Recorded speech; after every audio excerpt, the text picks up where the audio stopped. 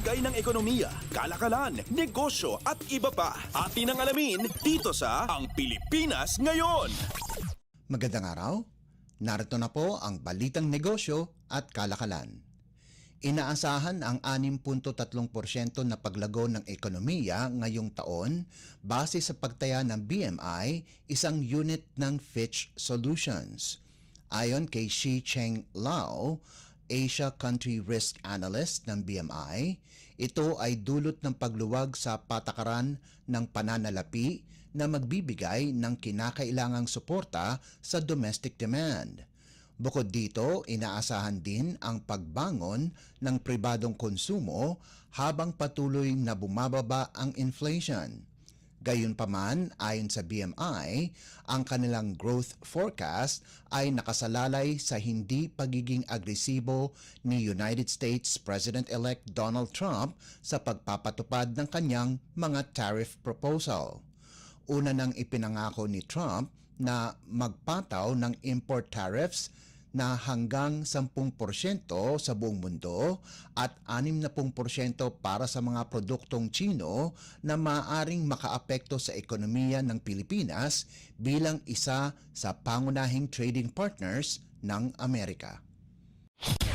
Lagay ng ekonomiya, kalakalan, negosyo at iba pa. Atin ang alamin dito sa Ang Pilipinas Ngayon.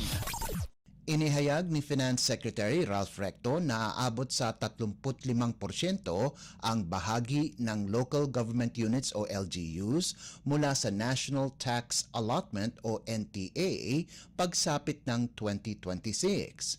Bagamat mas mababa ito sa 40% na inutos ng Korte Suprema, ipinunto ni Recto na ito ay mas mataas kumpara sa kasalukuyang 32% na bahagi ng LGUs.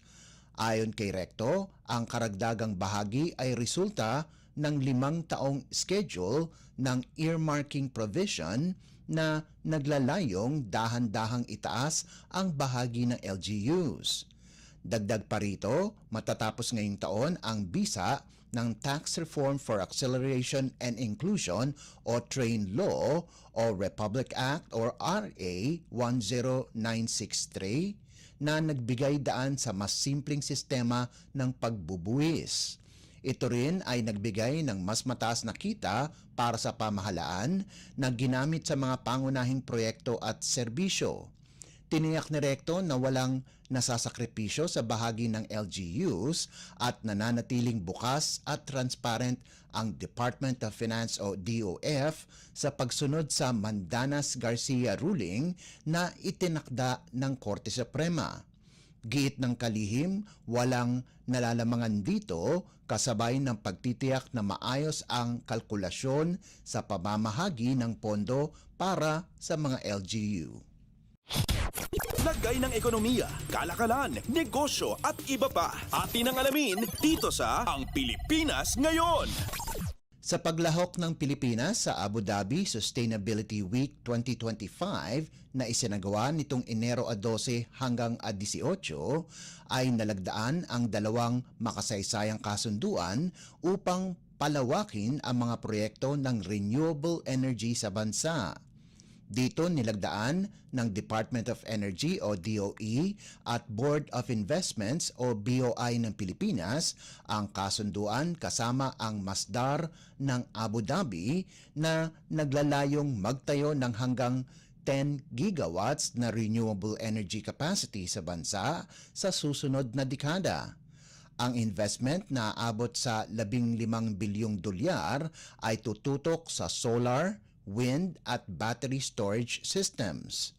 Pinangunahan ni DOE Undersecretary Rowena Cristina Guevara at Masdar Chief Executive Officer Mohamed Jamil Al-Ramahi ang pirmahan ng kasunduan na layong mag-develop ng 1 gigawatt renewable energy bago ang taong 2030 habang ang BOI naman ay pumirma ng Memorandum of Understanding o MOU para sa karagdagang oportunidad sa pamumuhunan.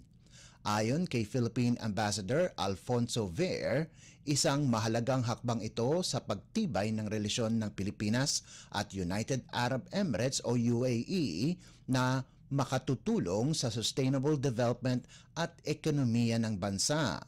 Samantala, ipinahayag din ni Energy Secretary Rafael Lotilla na ang kasunduan ay bahagi ng Energy Transition Cooperation na nilagdaan noong Nobyembre 2024 sa pagbisita ni Pangulong Ferdinand R. Marcos Jr. sa UAE. Ang nasabing mga kasunduan din ay marka sa pagpasok ng masdar ng UAE sa sektor ng renewable energy sa Pilipinas na bahagi ng Timog Silangang Asya kung saan isa ito sa mahalagang destinasyon ng pamumuhunan para sa kumpanya gaya sa mga bansa ng Indonesia at Malaysia. Lagay ng ekonomiya, kalakalan, negosyo at iba pa. Atin ang alamin dito sa Ang Pilipinas Ngayon.